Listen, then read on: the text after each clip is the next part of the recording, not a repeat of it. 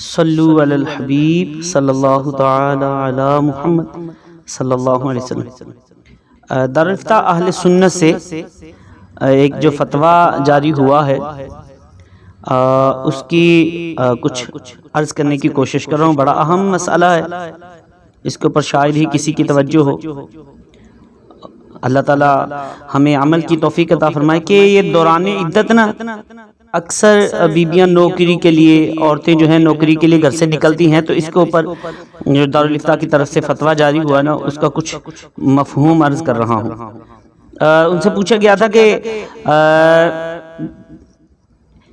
ایک عورت ہے کہ اس کے شوہر نے اسے تین طلاقیں دے دیں اور دے کر اپنے گھر سے نکال دیا، اور وہ اپنے والد کے گھر عدت گزار رہی ہے۔ اور پوچھا یہ تھا کہ ضرور یعنی کہ یہ پوچھا گیا کہ کیا وہ جو عورت ہے عدت میں نوکری کرنے کے لیے جا سکتی ہے کہیں، اور ساتھ میں یہ بھی بتا دیا کہ اس کا جو ہے نا خرچہ اس کا والد برداشت کر رہا ہے۔ تو اس کے جواب میں جو ہے دارالفتہ سے جو فتویٰ جاری ہوا، اور پھر اس میں فرما رہے ہیں کہ شرعی قوانین کی روح سے عورت کو طلاق سے قبل جس مکان میں شوہر نے رہائش دی ہو اسی میں عدت گزارنا واجب ہے، اور بغیر ضرورت شرعیہ اس گھر سے نکلنا حرام ہے۔ نیز عدت کے ختم ہونے تک سکونت اور نفقہ شوہر کے ذمہ لازم ہے، اس کا کھانا پینا وغیرہ۔ اگر کسی ضرورت شرعی کی وجہ سے وہ عورت دوسرے مکان میں منتقل ہو جائے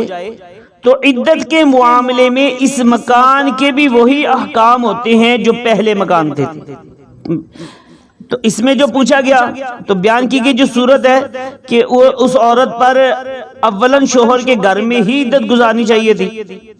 اس کے اوپر لازم تھا، لیکن جب اسے شوہر نے گھر سے نکال دیا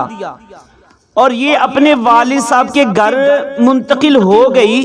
تو اب والد کے گھر کا عدت کے معاملے میں بھی وہی حکم ہے جو شوہر کے گھر کا تھا، یعنی بغیر ضرورت شرعیہ اس گھر سے نکلنا جائز نہیں۔ اور جب عورت کا والد اس کا خرچہ اٹھا رہا ہے تو اس کا نوکری کے لیے گھر سے نکلنا بھی ضرورت شرعیہ نہیں رہا، تو لہذا اس عورت کا عدت کے دوران نوکری کے لیے جانا یہ جائز نہیں ہے۔ اللہ تعالیٰ قرآن پاک میں ارشاد فرماتا ہے لا تخرجوهن من بیوتهن ولا یخرجن، یعنی عدت میں انہیں ان کے گھروں سے نہ نکالو اور نہ وہ آپ نکلے۔ یہ پارہ نمبر 28 سورۃ طلاق کی آیت نمبر 1 میں آپ پڑھ سکتے ہیں۔ اس آیت مبارکہ کی تفسیر میں فقی ابو اللیث سمرقندی رحمۃ اللہ تعالی علیہ آپ فرماتے ہیں ولا یخرجنا، یعنی وہ خود نہ نکلیں، یعنی عدت والی عورتوں کے لیے جائز نہیں کہ وہ گھروں سے نکلیں۔ اور فتاوی عالمگیری میں ہے کہ عدت والی پر لازم ہے کہ وہ اس مکان میں عدت گزارے جس میں جدائی اور موت کے وقت سکونت پذیر تھی۔ اسی طرح در مختار میں ہے کہ موت اور طلاق کی عدت والی عورتیں اسی مکان میں عدت گزارے جس میں عدت واجب ہوئی، اور وہاں سے نہ نکلیں سوائے یہ کہ ان کو زبردستی نکالا جائے، یا وہ مکان گر جائے یا گرنے کا خطرہ ہو، یا مال کے ضائع ہو جانے کا خطرہ ہو، یا مکان کرایہ پر ہو اور عورت کرایہ نہ دے پائے،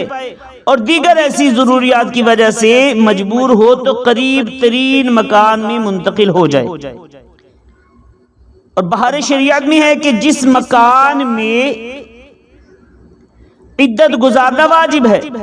اس کو چھوڑ نہیں سکتی مگر اس وقت کہ اسے کوئی نکال دے۔ مثلا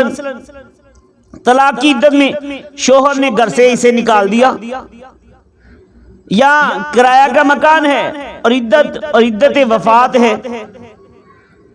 مالک مکان کہتا ہے کہ کرایہ دے، یہ مکان خالی کر، اور اس کے پاس کرایہ نہیں ہے یا وہ مکان شوہر کا ہے مگر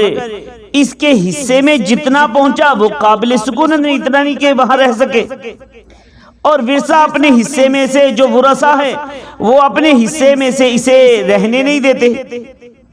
یا کرایہ مانگتے ہیں اور اس کے پاس کرایہ نہیں ہے، یا مکان گر رہا ہے یا گرنے کے قریب ہے، گرنے کا خوف ہو، یا چوروں کا خوف ہو، مال تلف ہو جانے کا اندیشہ ہے، آبادی کے کنارے مکان ہے اور مال وغیرہ کا اندیشہ ہے، تو ان صورتوں میں مکان بدل سکتی ہے۔ اور اگر کسی عذر کی وجہ سے عدت والی عورت دوسرے مکان میں منتقل ہو جائے تو عدت کے معاملے میں اس کے بھی وہی احکام ہوتے ہیں جو پہلے مکان کے تھے۔ اگر عورت کسی عذر کی وجہ سے دوسرے مکان میں منتقل ہو گئی تو اسے باہر نکلنے کی حرمت میں یہ مکان پہلے مکان کی طرح ہے، کیونکہ پہلے مکان سے منتقل ہونا عذر تھا، عذر کی وجہ سے تھا، لہذا یہ مکان اس کے لیے اصل مکان کے قائم مقام ہو جائے گا اور عدت کے مکمل ہونے تک کسی مکان میں رہنا لازم ہوگا۔ اور بہار شریعت میں ہے موت یا فرقت کے وقت جس مکان میں عورت کی سکونت تھی رہتی تھی اسی مکان میں عدت پوری کرے، اور یہ جو کہا گیا ہے کہ گھر سے باہر نہیں جا سکتی، اس سے مراد یہی گھر ہے، اور اس گھر کو چھوڑ کر دوسرے مکان میں سکونت اختیار کرنا، وہاں رہنا نہیں کر سکتی مگر